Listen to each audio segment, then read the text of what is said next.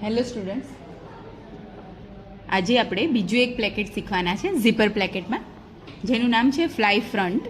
જેના માટે આપણે આ 9x6 જેટલું કાપડ લીધું છે, જેને સેન્ટરમાંથી કટ કરીને એના 2 ભાગ કર્યા છે આપણે. અને ફ્લાય માટે આજે છે 4.5 ઇંચ જેટલી ફ્લાય લીધી છે. અને પટ્ટી વાળવા માટે આપણે 3.5 ઇંચ જેટલું પહોળું અને 6 ઇંચ જેટલું લાંબુ બીજું એક કાપડ લીધું છે. બરાબર છે. હવે ફ્લાય જે છે એનું આ કોર્નરનું જે ફિનિશિંગ છે એને તમે ઓવરલોક દ્વારા કરી શકતા હોવ છો, અથવા તો ડબલ કાપડ આવી રીતે રાખીને એને પલટાઈને ફ્લાય પણ બનાવી શકો છો. અત્યારે આપણે સેમ્પલ બનાવી રહ્યા છે, એટલે કટિંગ કરીને ડાયરેક્ટ લીધેલું છે, જે આપણી ડાબી બાજુએ આપણે અટેચ કરવાનું છે.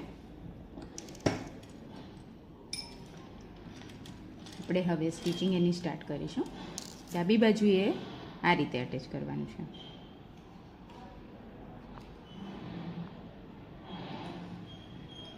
જ્યાંથી ફ્લાય આપણી ચાલુ થાય છે ત્યાંથી સિલાઈ ચાલુ કરીશું આપણે.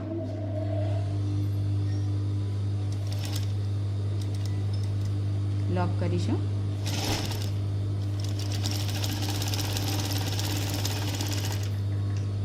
એન્ડમાં પણ લોક કરીશું.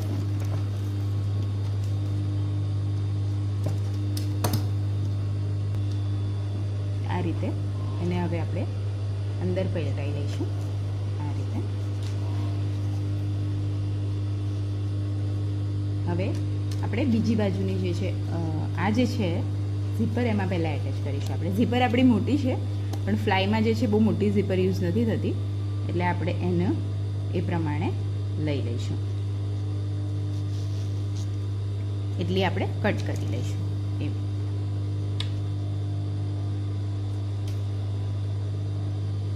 એ આપણે ફ્લાય પર લગાડીશું અને પછી એને આપણે આવી રીતે ફિનિશ કરીશું. ઠીક છે. સેન્ટરમાં ઝીપર લાગતી હોય છે, એટલે આપણે ઝીપર જે છે અહીંયા લગાવવાનું સ્ટાર્ટ કરીશું. તમે આવી રીતે પલટાઈને પણ લગાવી શકો છો, અને આમ ઊંધી મૂકીને પણ પલટાવી શકો છો. બંને મેથડથી તમે કરી શકો છો.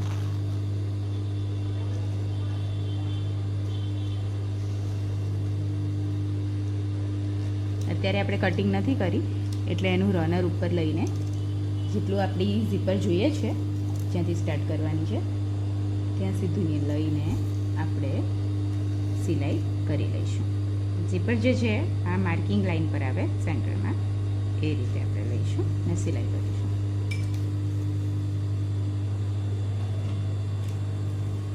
આમાં પણ આપણે ઝીપર ફૂટનો ઉપયોગ કરવાની જરૂર નહીં પડે, કેમ કે સિલાઈ જે છે એકદમ આપણે અડીને નથી કરતા હોતા, એટલા માટે લોક કરીશું.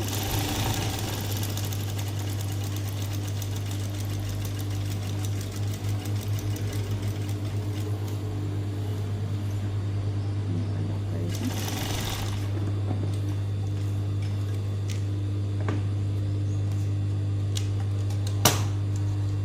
આ રીતે હવે એને આપણે આમ પલટાઈશું, એટલે એ આપણી ફ્લાય આ રીતે રેડી થઈ જશે. દેખી શકો છો તમે.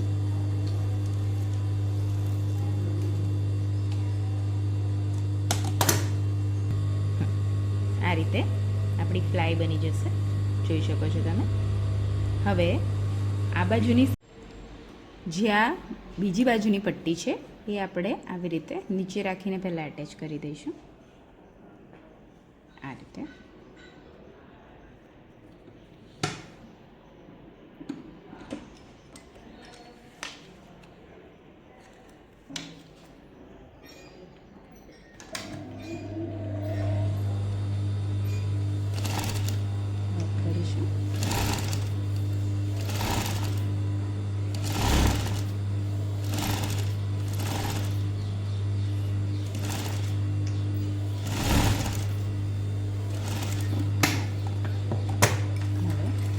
આ સમયે તમે સિમ્પલ જે આપણું ફૂટ, પ્રેશર ફૂટ, એનો ઉપયોગ કરી શકો છો.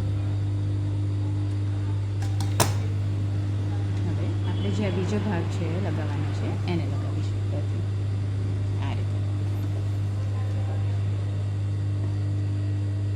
આ જે ભાગ છે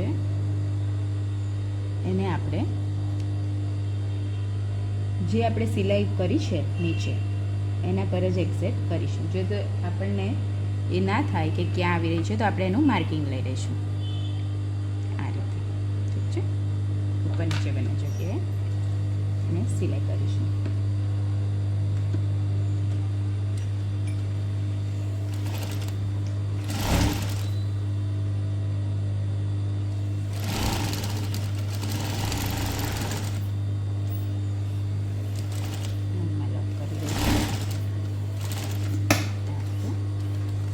આ રીતે સિલાઈ જે છે થઈ જાય પછી આ રીતે આ બાજુનો ભાગ આમ પલટાઈ જશે. હવે આપણી જે ફ્લાય છે એને આપણે શેપ આપી દઈશું. એટલે કે અહીંયાથી આપણી જે છે ફ્લાય સ્ટાર્ટ થઈ છે તો આપણે એ ફ્લાયને જે આપણે શેપ લીધો છે એ પ્રમાણે શેપ કરીને સિલાઈ આપવાની રહેશે. ઠીક છે, તમે અહીંથી પણ સ્ટાર્ટ કરી શકો છો અને અહીંયાથી પણ સ્ટાર્ટ કરી શકો છો, બંને રીતે કરી શકો છો. આપણે નીચેથી સ્ટાર્ટ કરીએ છીએ.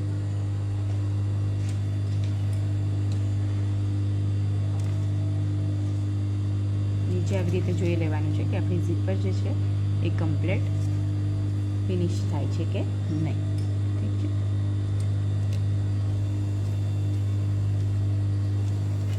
તમે માર્કિંગ પણ પહેલેથી કરી શકો છો. અહીંયા આપણી ઝીપર છે એટલે થોડીક સિલાઈ લેવામાં આપણને હાર્ડ લાગશે પણ આરામથી સિલાઈ આવી જશે. એને લોક પણ કરીશું આપણે.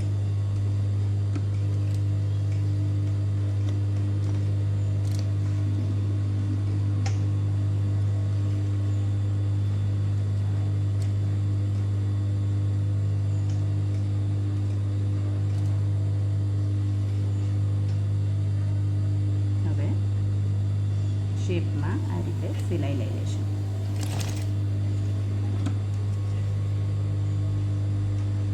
આપણે એ વાતનું ધ્યાન રાખવાનું છે કે આપણે આ જે નીચેની પટ્ટી છે એ સિલાઈમાં આવી જાય નહીં. ઠીક છે,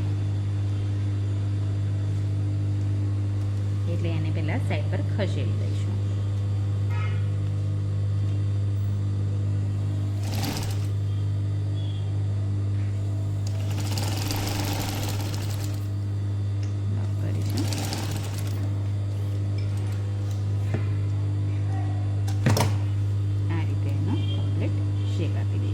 જોઈ શકો છો તમે આ રીતે જે નીચેનું કાપડ છે એ ઓપન જ્યારે આપણી ઝીપર થશે તો ડાયરેક્ટ જે છે વિઝિબલ ના થાય એ રીતે એટલા માટે આપણે મૂકવામાં આવે છે. હવે જેટલી આપણે ઝીપરની જરૂર છે એ સિવાયને આપણે કટ કરી શકીએ છીએ ને ઉપર જે છે બેલ્ટ આવતો હોય છે એટલે એ રીતે આપણે ફિનિશિંગ લીધેલું છે. હવે નીચેનું જે છે ભાગ એને આપણે આ રીતે સ્ટિચ કરી દઈશું. જે આપણે એક્સ્ટ્રા કાપડ લીધું છે પટ્ટી વાળેલી છે એને જ આપણે સિલાઈ કરવાની હોય છે એટલે એને આપણે આ રીતે સિલાઈ કરીને ફિનિશ કરીશું.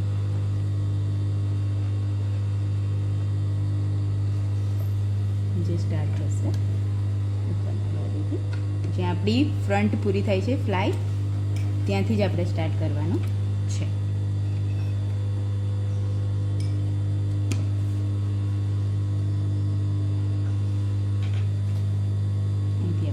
પૂરી થાય છે ત્યાંથી જ આપણે સ્ટાર્ટ કરીશું અને ફિનિશિંગ કરીશું સિલાઈનું. ત્યાં લોક કરી લઈશું.